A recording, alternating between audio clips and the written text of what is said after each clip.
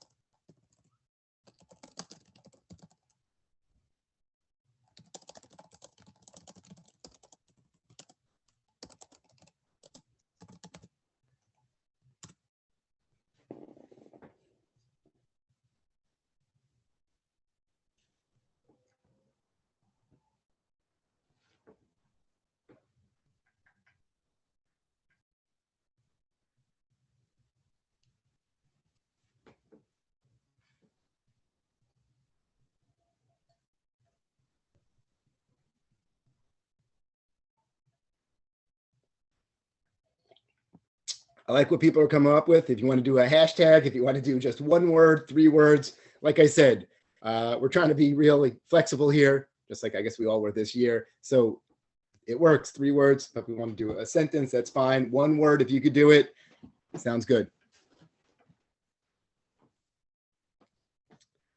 As people are working, I'll just read a couple of, so yeah, hashtag evolving, civilization, specialization, repeat, predictable, interconnected, globalization, gunpowder, globalization, industrialization, internet, right?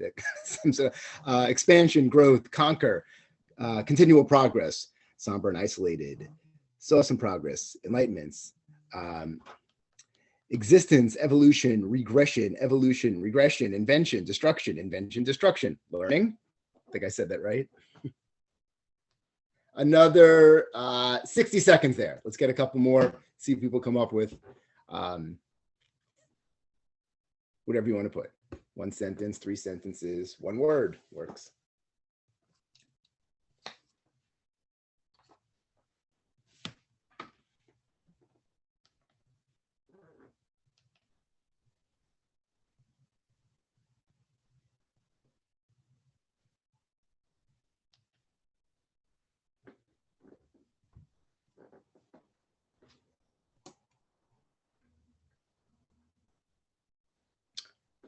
All right, so thank you for the people who are sharing some ideas and for the people that are still working on it. But even if we gave you more time, and even we said, forget having fun with it in just 1 word or 3 words, if we said write a page, 10 pages, 100 pages, if we asked our students at the end of our course, well, now that you've learned this, could you tell the story of world history since 1200 in a paper? The question we'd be asking ourselves and we'd be asking our students, whose story are you telling? Are you telling the story of all of humanity? Are you telling the story from the view of a European, from a woman, from a slave, from a soldier? And it becomes a really complicated problem of how to tell the story of all the people that existed, good and bad, things that have happened for the past 800 plus years, or if you're going back in time, thousands of years. And it's a challenge for all teachers. And we like starting this way because for Jason and myself and our colleagues, we've really found this curriculum to be the answer to that question of how do you give students the most honest depiction of world history so that they can process it, make sense of it, and help them make sense of why the world is the way it is today, and even what they think might be happening in the near future, right? That's the point of what we're doing here, to make sense of the world and then think about what we want for the future, even plan that future. So we're going to talk you through some of the features of this curriculum tonight that really gravitated us to it from the beginning, that it really answered that question, that it wasn't just this Eurocentric view that I think a lot of us were educated with in college of kind of like a Western civ course where you have Europeans bumping into Asia, Africa, the Americas, Australia, but it's still kind of like geared, that line is still European. This course you'll see even just tonight, and then of course when you explore it on your own, that it gives a more honest depiction of world history. Jay, your mic. Yep. We do have clear objectives too for today. We want you to be able to understand the resources and the supports that are available through the OER project. So we just talked about history in a tweet. We're going to ask you in a moment to reflect on some individual goals that you might have for the next school year. Then Todd and I are going to take you through some of the key curricular resources, additional supports that will help you while you use those resources. And then we'll talk about some next steps for the summer and the upcoming year. Also, one of the things that we want to do tonight is we want to be mindful of answering your questions because here in New York, we want to make sure that we are tailoring this to you and what your standards are in Arizona. So if at any time you see something that catches your attention or might fit the goals that you're going to set for yourself for next year, please jump in and ask any questions. We want to try to make this as conversational as possible. So go ahead, Todd. No, I just want to mention, because people asked in the last conversation, where we teach, 9th graders take big history and then 10th graders take world history. So they get like a double dose of the resource from the OER project. The 9th grade, it goes that big history curriculum, starting with the Big Bang, billions of years, that cosmic history, connecting it to human history. And then in 10th grade, more of a focus on human history. So, and then we have American history, 11th grade, government economics, and some electives as 12th graders. So I just want to clear that up. And the courses that we teach, these are New York State framework based. So we have to teach certain material. Luckily for us, the OER project curriculum actually falls and aligns well with that curriculum, that framework rather. And we have a state exam. So we have a state exam in world history, and we could talk more about that at the end, but just as a side note, we had a 99% passing rate 2 years ago on that world history exam using this curriculum. So for us, it's really something that we value. So I promise we're not going to ask many more times to type in the chat, but if you can, take one more minute and just reflect on what are your goals for teaching world history next year. And it could be something specific tailored towards a skill. It could be more an overarching goal using the curriculum. But one of the reasons why we want you to put it into the chat is so one, Todd and I can kind of tailor some of the things that we're going to show you, but also we want to see if there's a common thread amongst all the participants. So again, maybe a minute or two, think about something that you want to work on, a goal that you have specifically for teaching world history next year. It could be one word if you want. It could be a sentence. We just want to see what people are thinking.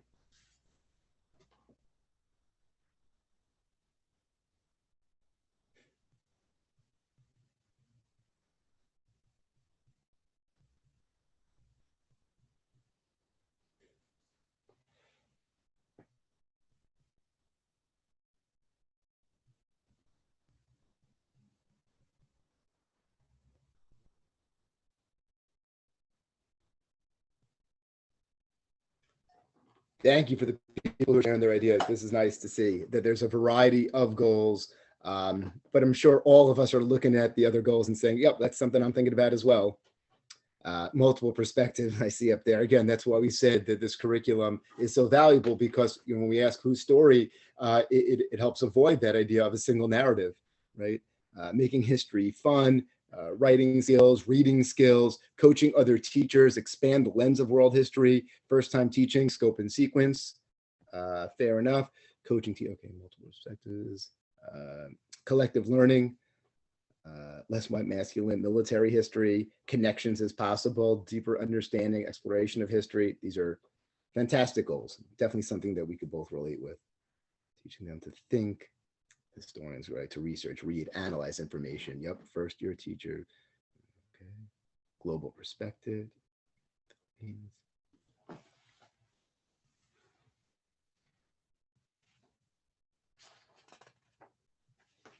All right, thank you for the people who are sharing their ideas. Again, it's something, it's healthy for us to kind of get everything out there for us to, as teachers, just to see what other people are thinking and how our goals are similar and different, what we can learn from one another.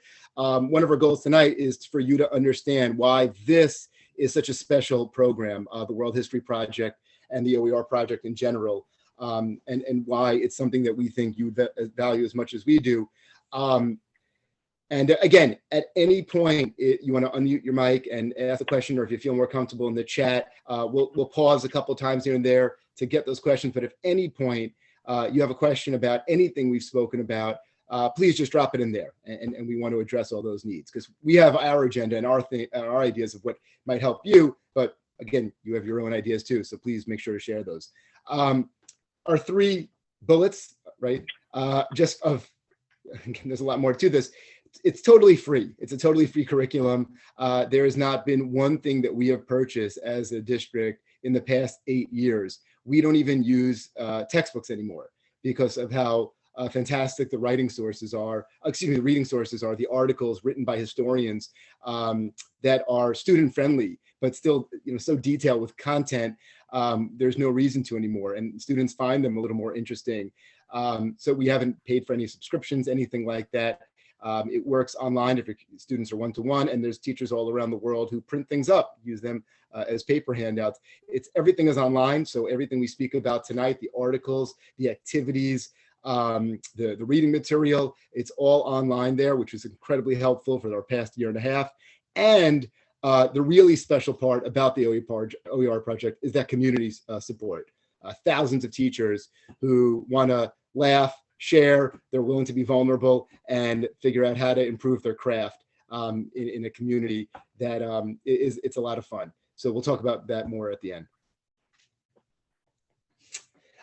What Jason and I are gonna feature in a moment are these 5 big ideas that we picked out that we think would help people understand the course the most and why it's special.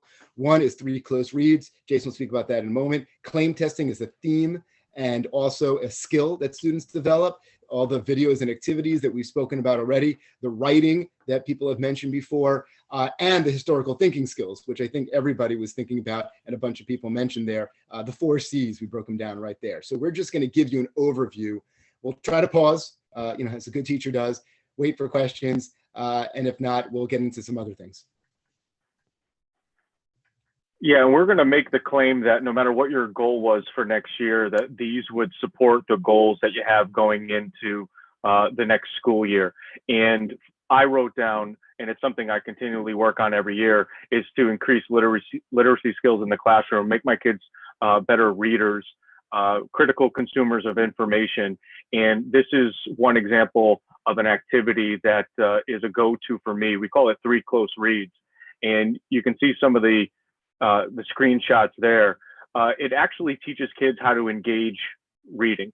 And the articles that are provided on the website first will set the foundation for how to tackle one of those articles. And it could be an article from anywhere, but the kids get in the habit of skimming for the gist, where they identify titles, headings, the author. Now with Chromebooks in the classroom, I teach them how to do a quick credibility search of who is the author. The second read, which really is the meat of reading the article, and then going back to it and thinking conceptually. One of the things that is, I think, one of the most valuable tools for me in the classroom is that little screenshot on the bottom right, where the students have the ability to change the Lexile levels for all of the readings. Now, that is something that I might control early in the year and then build the kids to work on their own Lexile level. And it works both ways in my experience. Kids sometimes tend to lower the Lexile level if they want to get through the reading, but you'll also have students that want to challenge themselves to a higher level reading. And it also works well with kids that need accommodations, and you can modify certain activities. So throughout the different material we show you, know that the articles kind of go through this 3 close read process and can be Lexiled. Also, many of them have audio files that they can listen to the articles as they read. Yeah, I just want to add on that they've been incredibly helpful, those Lexile readings, for, like you said, support staff. We've taught this course collaboratively, so sometimes students don't want everyone else to know what Lexile they're on. And the special ed teachers are able to kind of set that for them. So no matter what, they're able to keep up with the material, understand the content, submit the assignments, but they're working at a level that's best for them. It also works with ENL students and those teachers. We usually set up kind of like a class for them, their own class, so they can have access to them. Speech teachers as well. My wife's actually a speech teacher, not where I work, but when I showed her this, she says, "You don't know how valuable this is for speech teachers who are teaching kids, how to read so that they can learn." So that's really one of the special features of the course, that even if it's just that, it's worth it for students. Yeah, and it's not just a high standard of academic articles. One of the things, Todd will talk more about this because I know he uses them more than I do, but there's also these graphic biographies that students tend to gravitate to. And also, right, Todd, did you say this was one of the? Yeah, and I just want to add one of the audio. Jason mentioned the audio. The audio, it matches the highest Lexile level, which is great for students who are reading that, but also who want to challenge themselves and want to improve their vocabulary and just their basic literacy. The graphic novels, my students love these. One of my favorite things about the course.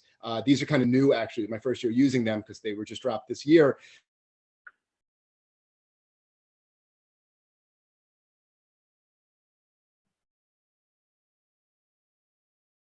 Todd, you there? Did he pause? I think we lost him. I thought it was my internet, but I think Todd's out for a minute. Okay, we will when Todd comes back from the freeze, he'll jump back in. But let me advance to the next one. Claim testing. To me, this is the heart of the program, because claim testing. I just get a little quick background. I teach 9th grade big history, and Todd teaches 9th and 10th grade. But my second hat that I wear in the buildings, I also teach American history at the 11th grade level and government classes for seniors. And Todd's back. Todd, just jump in when you're ready. But claim testing, because we introduced big history as the foundation for all of our freshman classes, claim testing becomes the language that carries over.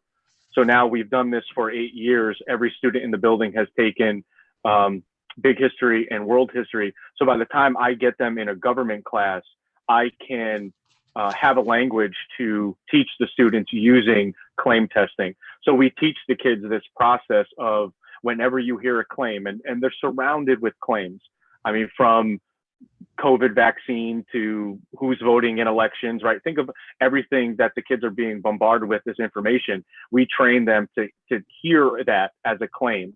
And then what is the process you should do when you hear this, right? You're going to have a gut intuition. Todd and I are fans of Malcolm Gladwell. We always reference Blink when we talk about this. Like, there is a gut, right, intuition of whether you can believe something or not. But if you're not sure, what should you do then, right? How to seek out authority. Well, who's making this claim about this vaccine? Is it a doctor or is it my uncle on Facebook, right? Like, who is it that you can believe? Logic, can you work it out, right? Is there something that supports and makes sense in your mind? And then most important, which becomes, again, the language of our department, is, all right, you're hearing this claim. What is the evidence to support this? So you can imagine now, as a 12th grade teacher in a government class where things naturally get heated and political, somebody makes a claim and I can say, all right, well, let's go through the claim testing process. And then ultimately, what's the evidence that supports this?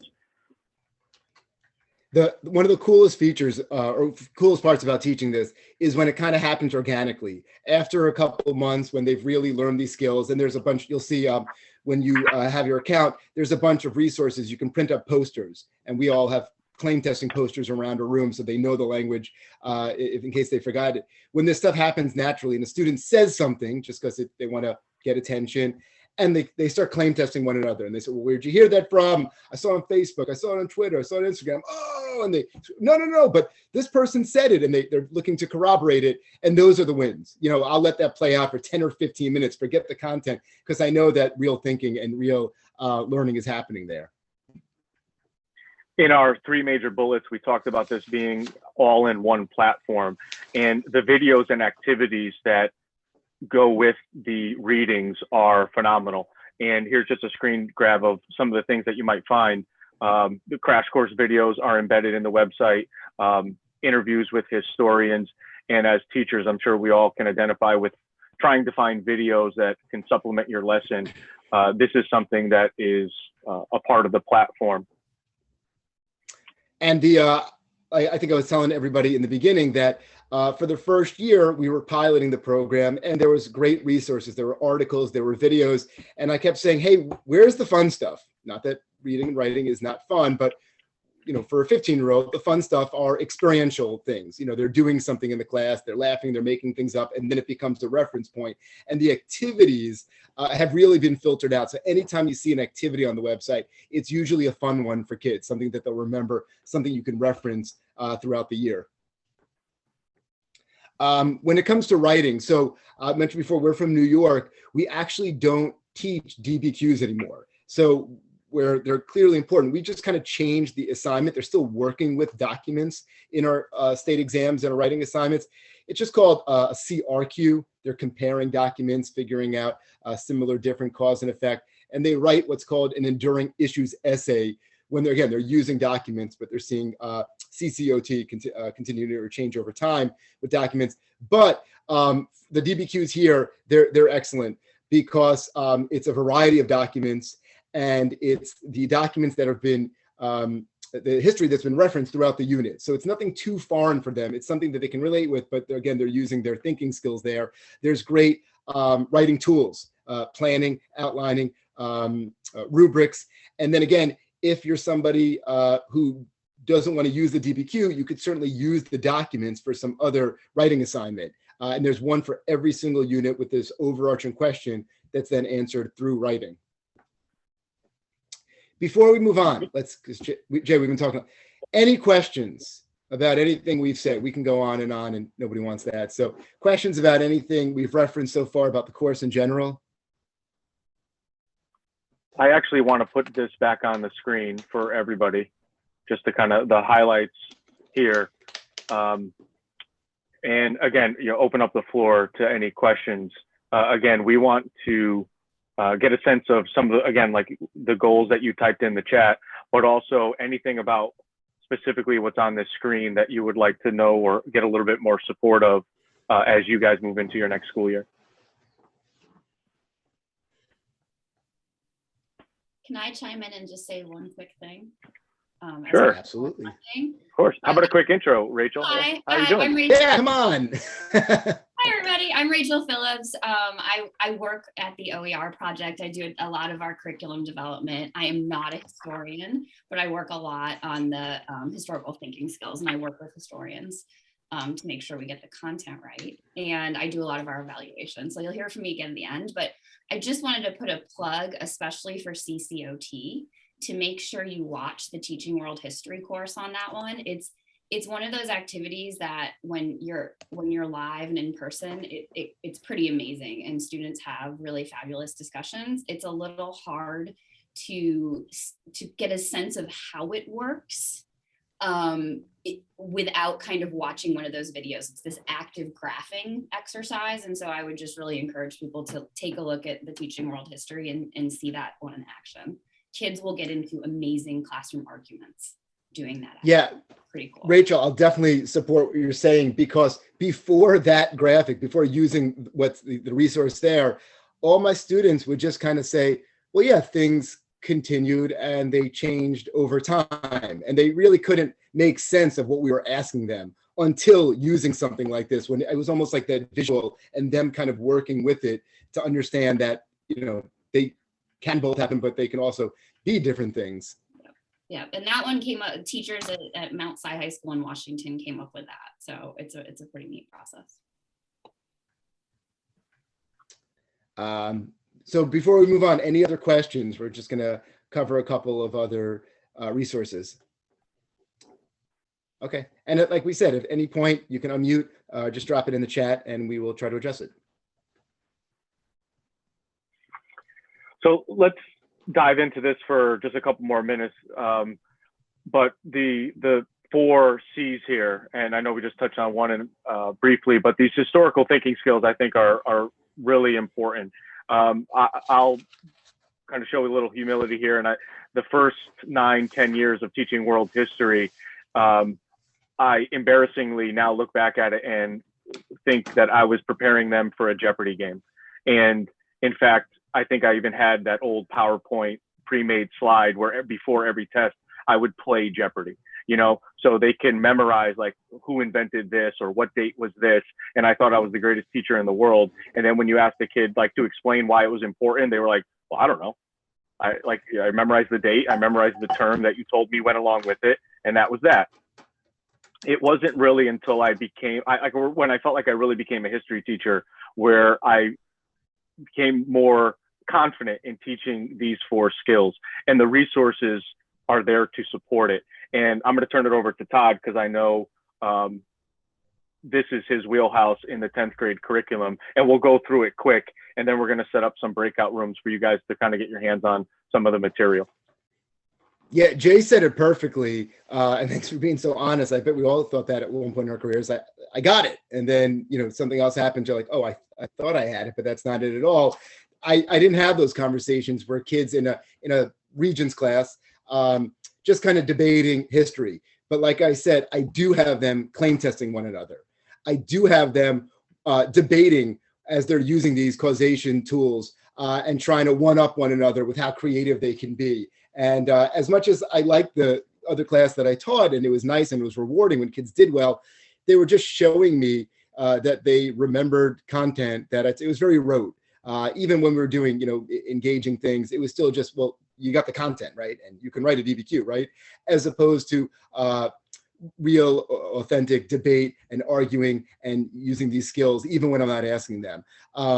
Causation, again, the resources there will allow your students to do so much more than just simply write down a traditional, well, World War I had the main causes, MAIN, and there's an acronym, and I remember it, and I hope they ask me that on a test because now I'll know it. This is more about students kind of debating and arguing, well, which was the most important cause, and which are economic, and which are biological, and which are political. And when we say long-term, what does that really mean? You know, was it from 100 years ago or 10 years ago? There are a lot of fun ways, and it gives teachers freedom and students choice on how they want to teach it and how they want to learn. Sometimes students are drawing things out, they're identifying things with different colors. We put something in the middle, the French Revolution, the Industrial Revolution, World War I, what have you, and you know, what are all the things that got there? And they're drawing things out. And then it's nice to compare what different groups came up with, as opposed to just doing causation in a traditional way where like, okay, everybody got political, economic, social, good, no, that one's economic, fix it, and that's it. Students can really debate and say, I think this one was more important than that one, and that's why we drew it this way, or we made it this big. And students are kind of arguing and debating them, and that's the best stuff, when you can kind of just take a step back and watch them argue it. And I'm just talking about one of the several causation tools. Contextualization kind of links with claim testing in a bit. You know, where is this coming from?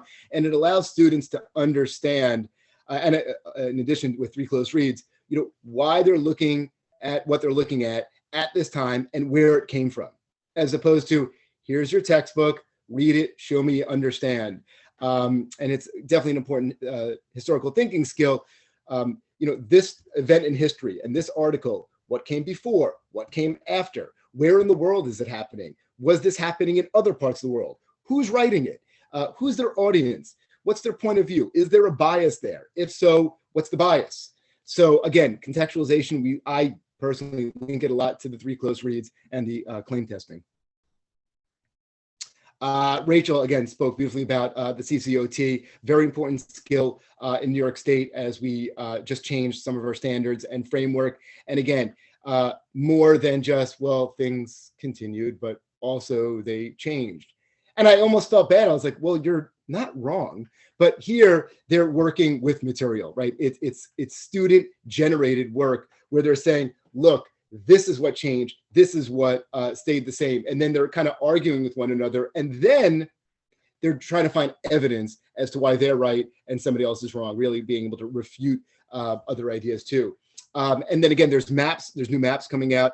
We just learned about yesterday, but a lot of the graphics already help students understand a lot of these data explorations. That CCOT, one of my favorites up in the upper left-hand corner, why we put it there, is Gapminder. Gapminder is kind of on its own, but it's also a resource embedded in the OER curriculum along with Dollar Street.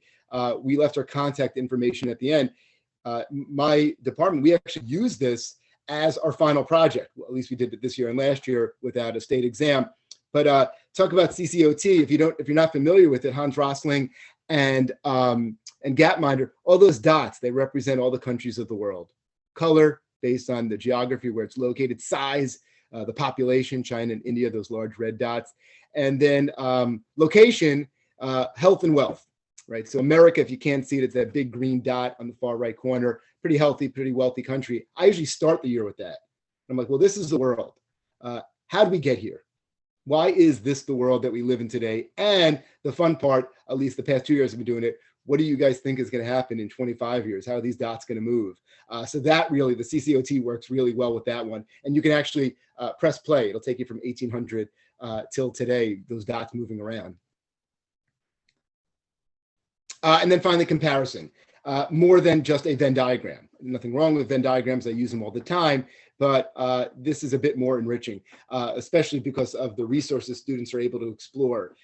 Not just, compare these two world leaders, compare fascism and communism, which are important things to do, but we get to push them a little more, where we're looking at women's rights.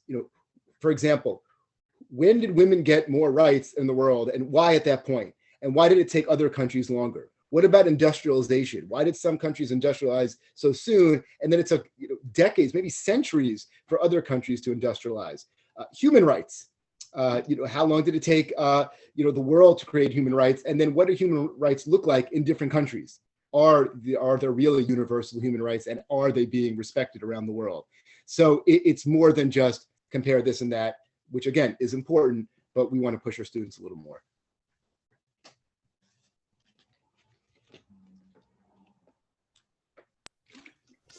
Okay, so now we're set to take a little bit of a deeper dive into some of the material and give you a chance to look at it and then discuss them in individual breakout rooms. So there's three things that you're going to look at. One is the 1200 WHP 1200 course plan. There's a Unit 1 overview, and then a sample activity which fits with causation called Alphonse the Camel. The mechanics of it, Jay, I see you popped up on my screen there. You're going to send them into breakout rooms. Yeah, I think. Do we want to do one at a time, bring them back, and then move forward? Yeah. So first of all, I'm another addition from the OER team. It's in the background, fly on the wall. But the way we're going to do this, just so everyone's on the same page, is I'm going to drop a link into the chat so you could have access to this document. Once you get to spend a few moments in those breakout rooms, first reading over it, but then starting to discuss it a little bit. Like, the questions are kind of phrased if you're looking for that structure, but honestly, we're just looking for your reactions to it, things that are useful, things that you would love to see in the next iteration of it.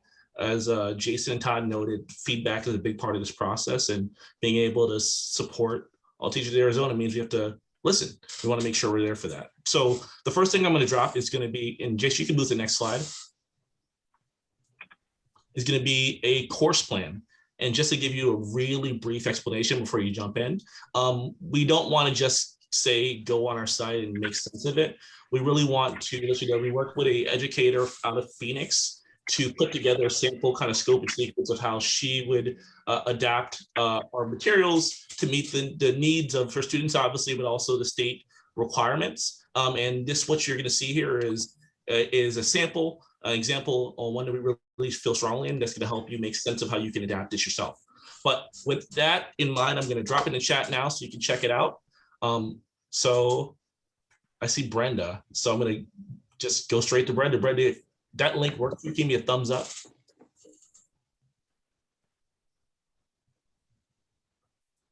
Working it for you. All right, we got a yes from Sonia. That's just as good as a thumbs up. I appreciate that. Okay, fantastic. We got a few more yeses coming in. I like more yeses. This is nice. Affirmation. I'm gonna open up the room, so there'll be 3 rooms. You guys, the first, I'd say 5 minutes, spend that time reading. When the spirit moves you, you can go ahead and start with those reactions and discussion. And the rest of us folks, me, Jason, Todd, we're going to bounce around and see if we can field some questions and be flies on the wall in those spaces as well. All right, so I'm going to open up those rooms and we'll see you in a bit.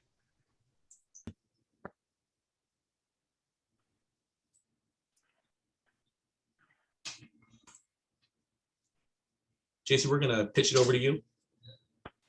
Yep. So before we move on to the next breakout and the next piece of material that we want you to have time to take a look at, any just reflections, any questions about the course plan? I know in my group, we spoke a little bit about how the teacher notes really helped make sense of some of the material, and the Arizona standards were linked to all of the units, which I'm sure makes you planning a little bit easier. But let me just be quiet for a couple seconds. Is there anything that anybody would like to follow up with? Hey, I'm just gonna, hey, Jason with a Y, or Rachel, if she's still here. The 1200 plan, is it on the OER project website yet? It is not. We are launching in early July. Okay, that's what I guess. No, okay. Yeah. So it's on. It's coming. It's coming. Okay. Brenda, that you were asking before in our room. There's the, and for everybody in my room, there you go. Thanks, Rachel. So we heard a couple, and I'm sorry, this is me, I'm cold calling. I have my favorites, like they already know. But I was talking to James earlier, and he was talking about his experience with big history. And I was curious if he could share his thoughts about, like, you know, the rigor. Is this pacing about right? Are we overshooting the moon here? Is this like, how do you think this lands or would land with your understanding of how we build things? What I think is that, you know, there's so much here, probably more than we would ever need. And what I've done is, you know, certainly almost like the Halloween candy bag, you know, kind of picking and choosing things that'll be best for my students. You know, certainly there's a lot of curriculum that we have to cover, but certainly more important, in my opinion, is these historical thinking skills, and that's exactly what this course will teach the students. So, you know, whether my colleague down the hall was already moving on to the Civil War and I was still kind of hanging out and, you know, wherever I was, you know, it didn't really matter to me. It was, it was, you know, the students getting involved and you know, just the C's, you know, just talking about history. And that's where I found this to be so wonderful. There was a ton there, you know, I could go way in depth. I could skim things that were, you know, possibly we had done well on in like a pre-test or something along those lines. And so while the rigor is there and there's a lot involved, you don't necessarily have to cover every single thing, because every single one of the thresholds and the units, you know, kind of follow that exact same plan. So I felt it was, you know, kind of a circular way of nailing everything, and it just worked really well for me and my purposes. Thank you for that. We had a similar comment also, Irma. I don't know if you want to speak to it, but mentioning that sometimes you look at the breadth of the material and you could feel overwhelmed. And one of the things that we talked about is that, like you described it as a Halloween candy bag, like it doesn't mean you have to hit all of these. We asked you what your goals were early, and depending on what your goals are, you might select different activities to meet those goals for the year. Right? Sorry, Irma, I just saw you pop up there. Yeah, exactly what you said. And we always say that whether you're in New York State or whether you're in Arizona, wherever you are, and especially for the teachers who have been teaching a while, or even the teachers, you know, it's just your second year, and you had like a real win of a lesson. No one would even think that don't do that because there's like this OER project thing there. Just the opposite. As much as you could do to enrich learning for your students, there are a couple lessons that don't necessarily fit in here, but I just love them, so we go with them. You know, so never think that. And people who want to show movies that you know, excite students about history, you work it in, right? No one's saying like throw out everything you do and do this. Not at all. Just try to, you know, work in symphony. All right. So I can drop. I'm sorry. That cuts me off. Was that you, Jason? We're ready to go. Oh, cool. Yep. All set for the next breakout room. Cool. So I'm going to drop a link in here. This one's on Dropbox, and it's sometimes going to be trouble. So I'm going to see. I'm going right back to Brendan. Brendan, give me a thumbs up if you can open this.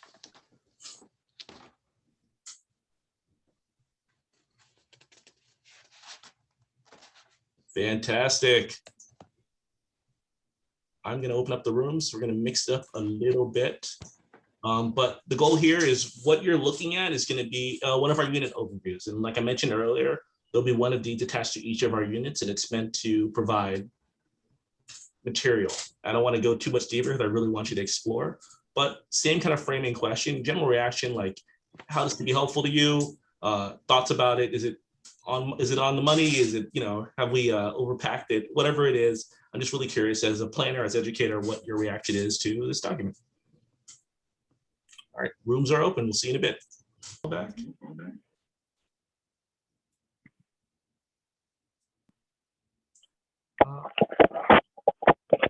Three folks, but I'm sure they won't mind.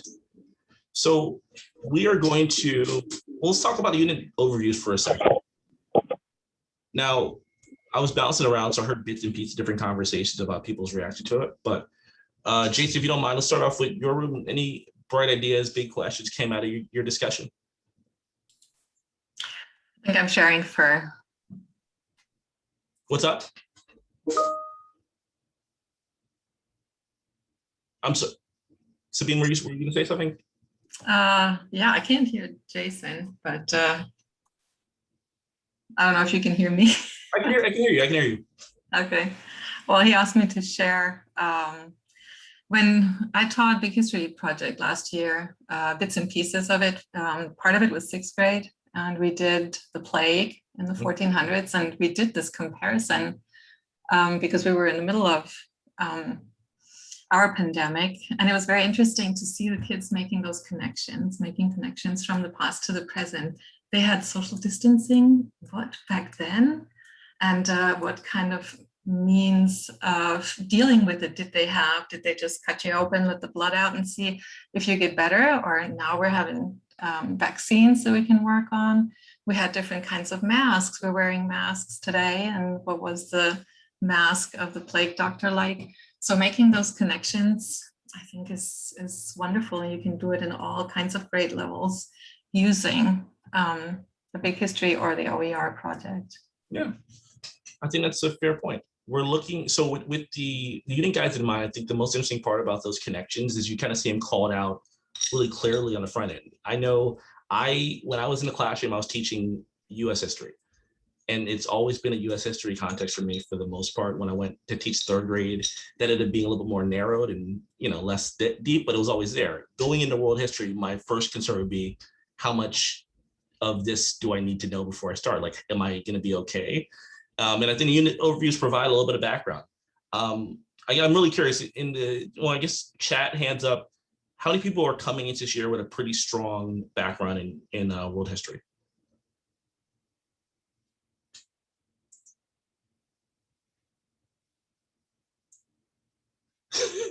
Brenda, was that a shrug? I got you. I got you. So the unknown knows, right? The more I learn, the less I know. Fair enough. I respect that. I think the coolest thing about this is that you're able to kind of check your math on that when you go and review each of our unit guides, get a feel for what's going to be covered, and you have an opportunity to kind of sharpen the saw, if you will, if you need to, or to kind of be really confident in those moments when students are going to need you to facilitate discussion or push them a little bit deeper. Jay, that is enough for me. We're in a good place. Thank you for that. But yeah, like, we just wanted you to kind of check it out. I know, again, that's another slow burn. It might take some time to look through and get a real feel for it, but we think it's a really cool document for you to check out and to know is out there for you when you dive into the course. But we can move on to the next one. Jason, I'm sorry, was that a mute? I'm going to drop a link into the chat for you. This is going to be our last thing you're going to check out. We're going to do this whole group. We're not going to go into rooms just for the sake of time, but we wanted you to get a chance to check out not just this activity, which we all really love, but the structure of our activities, the way that we kind of lay it out, the information you're going to find when you get to them, so you know how to prepare, so you know to adapt it to your own practice. Some people, assess out those lesson plans a little differently. Some people want to reflect their objectives slightly differently. This allows that level of flexibility. So I'm going to zip it for a few minutes so you can check this out. And way earlier than you want me to, I'm going to start talking again so we can talk about this a little bit and proceed to the end.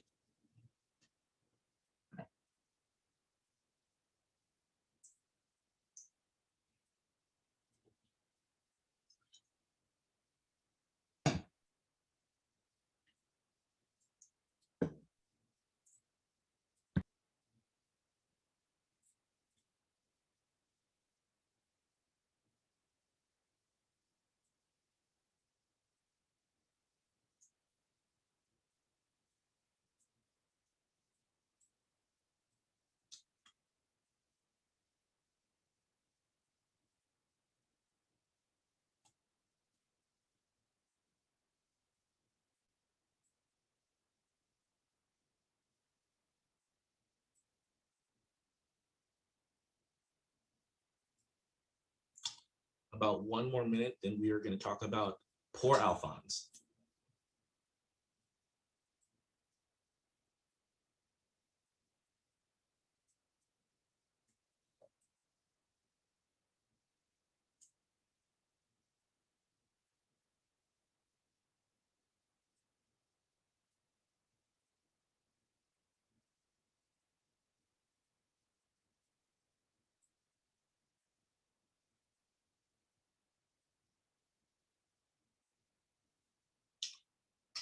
All right.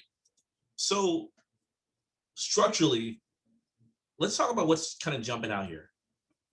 And I think like obviously like this lesson itself is kind of a content agnostic one, but that there's a purpose for that. I don't want to, you know, I don't want to bury the lead. I just want to make sure we're clear about that one. There's more lessons obviously in our coursework, but this is the one that we really wanted to show. But with this structure in mind, what are we seeing here? I am going to look to one of my new friends, Mia.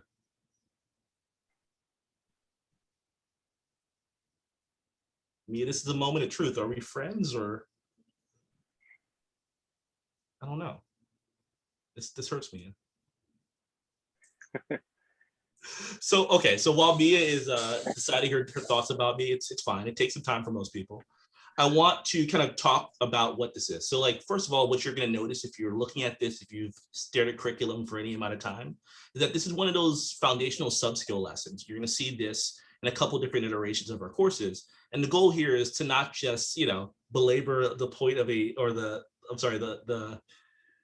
life of a sad camel. It's to get our kids thinking in the way that historians do, to allow them to experiment, to explore causation and what it looks like to utilize that in a space that's low stakes and fun, but then again, for you as an educator to help them kind of springboard that moment into the next one and the next one when we're actually using causation to dive deeper into content. Again, it is fun, it's low stakes, but it has a deep purpose that's really helpful. You're going to see other sub-skill lessons just like this in each of our courses, and it's going to end up being actually, to my experience, pretty helpful. But that said, I'm going to zip it. Jason, Todd, you want to jump in and fill in all the blanks I left out? Yeah, in practice, this is one of the more powerful tools that, again, it can be used in any of the courses that it's taught. But Alphonse, again, like Jason said, it becomes a foundational tool to set the skill. So you are teaching a little bit of reading while you're doing it, but then the kids make sense of causation. And we use it at the beginning of the year, but we'll return to it middle of the year. And then it becomes a part of our language in the classroom, very much like claim testing does, where it's simply the kids understand causation just by saying the term Alphonse. So when they have the ability to understand a concept through this fictional story, when you introduce the causes of World War I, you can simply trigger them by saying, remember Alphonse? You know, and the debate that they're having is more powerful than the actual skill itself. So, well, a discussion might look like, well, what's the difference between a short and long-term cause? And even if the kids struggle with that, you'll hear them, or you'll hear something like, well, Alphonse was born with a back defect, so that might be ultimately what it is. So then you're like, okay, well, where would you put that? Is that a short-term, immediate, or is that a long-term cause? So when that makes sense to the kids, then you can talk about the rise of militarism in Europe prior to World War I, and the kid goes, oh, kind of like being born with a back. Yes. And again, it becomes that trigger language that pulls the kid back into engaging in the curriculum that you're currently teaching. Yeah, like Jason said, it really becomes a reference of when students are like, well, I'm done writing, I wrote about the causes of whatever. You really could just say it a couple months into the year. Todd, you're coming in. What about Alphonse? Is there really just, this is what he died of? It becomes one of those reference points, and there's a lot of activities like this embedded in the curriculum. Oh, Todd, you're gonna hate me for this, but we're gonna put you on mute for a second. Better or no? No, it's no. Yeah. All right, I'll bow out. So let's keep on. We're It gonna. is the end of the year. Sorry, go ahead, please. It is the end of the school year, so Todd either went robot on his computer or he hit the happy hour a little early. Either way, we're good with it, because it would be totally acceptable, especially after the pandemic year. Just any last questions about Alphonse? I know the people that are on my screen look engaged. Any questions about it before we just move on?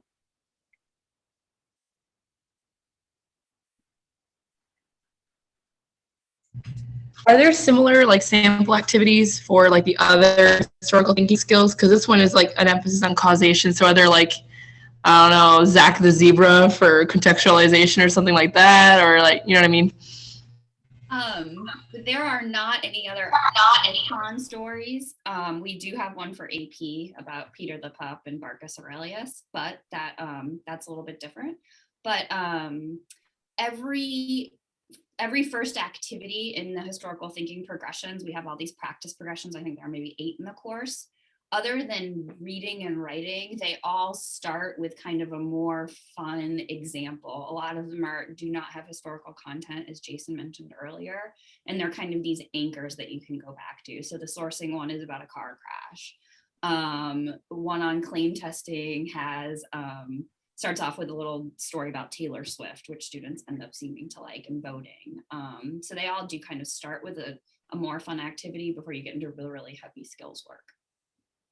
Okay, I really like that because those anchors I find are really helpful for my students. So really appreciate that for sure.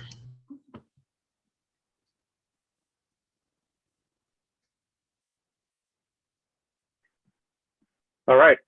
Todd, how you doing? You want to do a quick Todd check? Can you hear me? Are you reading me now? No, thank you. No.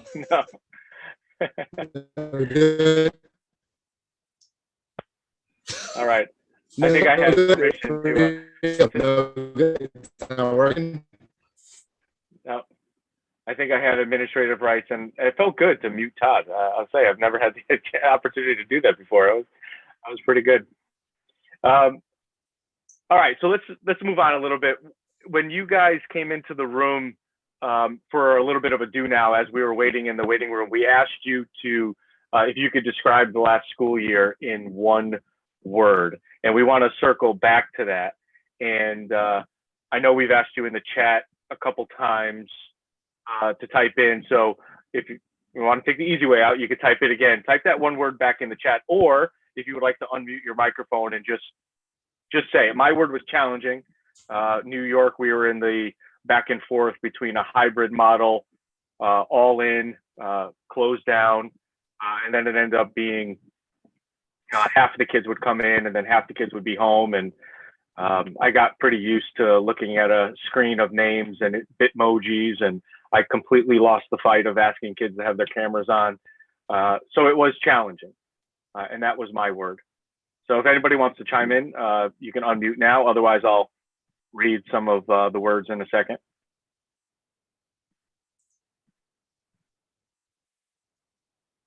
Chaotic, interesting, stressful, confusing, certainly can relate.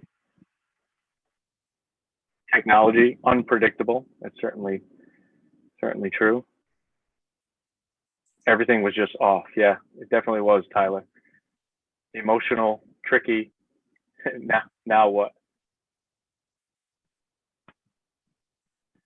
Now what? That's a good segue into why we wanted you to reflect on that, because as challenging and as tricky and emotional and insane and confusing as the year was, one of the things that I took comfort in is knowing that I could go back to one place where I could vent about these frustrations, but also feel that I was supported in whether it was my next day, my next week, or my next unit's plan because of the OER project teacher community.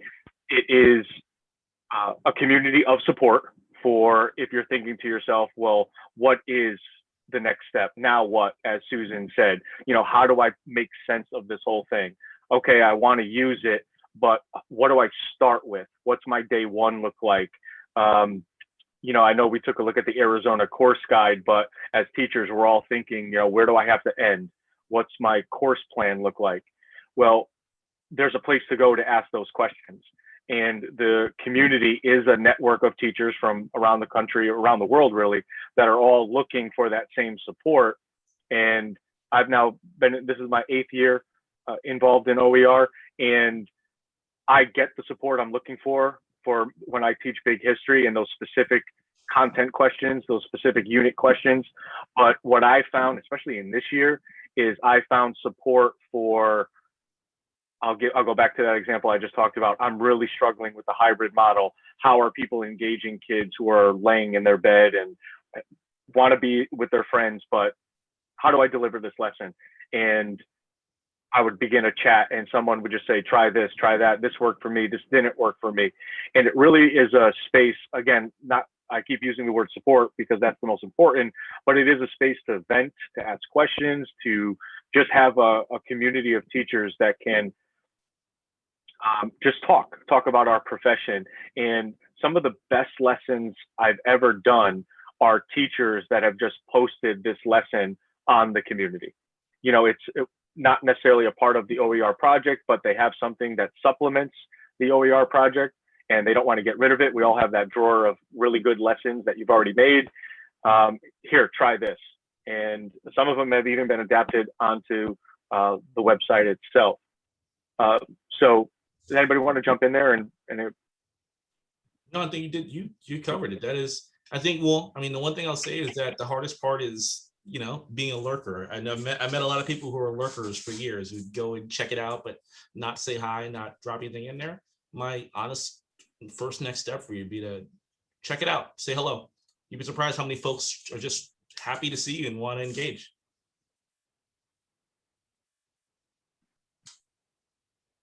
So I think I'm going to transition now.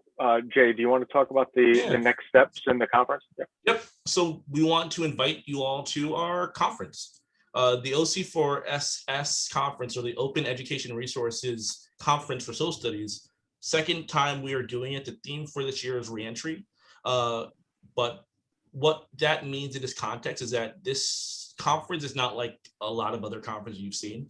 This is all virtual. And it's mostly going to be TED Talk style talks from educators, classroom educators around the world. We discovered around this time last year that there was a big issue when it came to conferences the way we imagined them. We had a lot of people who were prohibited from engaging because of cost. We had a lot of folks who couldn't travel because of life and everything else. And we wanted to see if we can try to be, the force to kind of change that. So what we did last year is assemble a bunch of educators. The benefit of bouncing around and talking to so many folks is that we hear a lot of great ideas. And we want to be able to support folks in having the platform to share those big ideas with the rest of the global educator community. And this is a really great place for it. We had over 5,000 participants last year. Because of the format, you can log in real time and engage with the rest of our community from August 3rd to 5th. Or if you've got something else going on, those talks are going to be available online forever. If you go onto our website, you can see the conference in its entirety from last year and how we broken up the talks. And I think one of my favorite things to talk about at this point is going to be one of our keynote speakers, Brian Stevenson. He wrote the wonderful, life-changing book, Just Mercy. He has been involved in social justice and criminal justice reform for longer than I've been alive. And we have the honor of hosting him and being able to kind of pick his brain about how he thinks we should tackle some of the bigger challenges of the last year. But going back to our conference of reentry, the theme and what you're going to see as a connecting thread for all of our talks is we've asked our educators a really simple question. How do we help other classroom educators prepare their education, their spaces, their classroom communities for students to come back to us en masse in the fall? And it's a big question. There's a lot of answers, and you're going to see that plethora of answers, that variety of answers reflected in the conference. So at the end, we're going to give you a link to the exit ticket, and you'll have an opportunity to fill it out. We're also going to share a link to the conference website so you can sign up if you'd like. But I'm going to pass it over to Rachel so she can talk a little bit about one of the cool surprises we have for folks at the end, if you stuck around. And I think you all Yes, do. awesome. Thank you. So as part of the OER project, we have a fairly robust evaluation and research program, and some of that's done by outside folks so that, we're not too biased, but we also do a lot of our own work. So not only can we say, the course is working, but we we want to make course improvements and improvements to PD and the course and the programs and the conference and everything that we do. And so part of that, we gather a group of teachers every year who agree that they're going to teach one of our courses, 50% or more, a mix of skills, activities, and articles. And we invite you to become part of what we call our design partner program. And a lot of what you do as part of the design partner program, you would do anyway as a classroom teacher. You give sort of the baseline writing assessment, the end of year writing assessment. We ask that you fill out some surveys. We ask that your students fill out some surveys, and we ask you to evaluate each unit with a survey. We would love to have, and on top of that, you get $375 to participate. We have a kickoff meeting in the fall. We have another one in the spring. Hopefully that will be fun, and there will be food, and we'll be sending you gift cards for food and such things. So if you are at all interested or willing to be part of the Design Partner Program, you would go to that tiny URL. tinyurl.com OER design partner, and you fill out a Google form, and then we'll send you a note saying, yes, you're a great fit for the program. Or in certain situations, people aren't a fit. It's usually because they're not teaching a year-long course, or we have enough, independent school teachers or something like that. We look at different school types and who you're teaching and all that when we fill out the research program. However, for our 1200 course, we really don't have anybody yet, because it's a new course. So we're trying to create a program for something that's not really out in the world yet. So if there's any chance you're willing, please go to the Google form or send me a note, and I can give you more information. I'm glad to talk to you about it, anything like that. So we'd love to have you participate. So, thank you. Cool. And last but not least, I wanted to mention our World History Project AP course. This is something Tammy, I'm sure you guys all know, or she noted that some folks here might be interested in that, and we wanted to kind of let you know that that is something that we are working on right now. As you can imagine, it is a massive endeavor, and we really want to make sure we're crossing our T's and dotting our I's. So the pilot process is going on right now for our second group of educators, but it will go live in its final form around this time next year. But if you're interested in checking out our materials, if you're interested in kind of laying eyes on it and seeing if it'll help you, we're happy to support that. And you're gonna see that. So you'll get an exit ticket in another slide or two. Just note on the exit ticket in those additional comments that you'd like to be connected with the resources, and we can get that all off the ground and running. But it's a really great course. The only reason it's not available yet is we really want to make sure that it actually does what we want. But when it is available, or but also when it's available, it's completely free. It's available for anyone at no cost. So yeah, we're really proud of it, and we're really optimistic that's going to come together as something that's going to be really helpful to everybody. But last, again, we're going to really want you guys to go check out our website. Once you sign up there, you'll have access to all our materials. You can download, check out, review, whatever you'd like. You'll have access to community, everything we mentioned, but we also want you guys to stay connected. The benefit is that you'll get to know about all our trainings that are coming up. You'll know about the conference, any new keynotes that come up, you'll be the first to know. And lastly, I think it's a really great way to be able to kind of own your approach to world history. We get to download and edit these things as you'd like. You had a couple of friends in here share their experiences with big history. World history, I think, is just as rewarding. So give it a shot. Let us know what you think. I'm going to drop an exit ticket into the chat. I've kind of said this earlier, but I stand by it. We really believe strongly in feedback.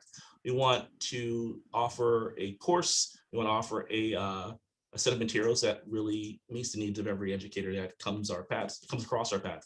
So this is an exit ticket that I will read. I review and read all of them. This one is no different. So if you can, before you leave, before you head off into the sunset, fill this out and let us know what your thoughts were about the course, about today. And if you'd like to be a part of any of those initiatives we talked about earlier, if you can note that as well, we'll be sure to follow up.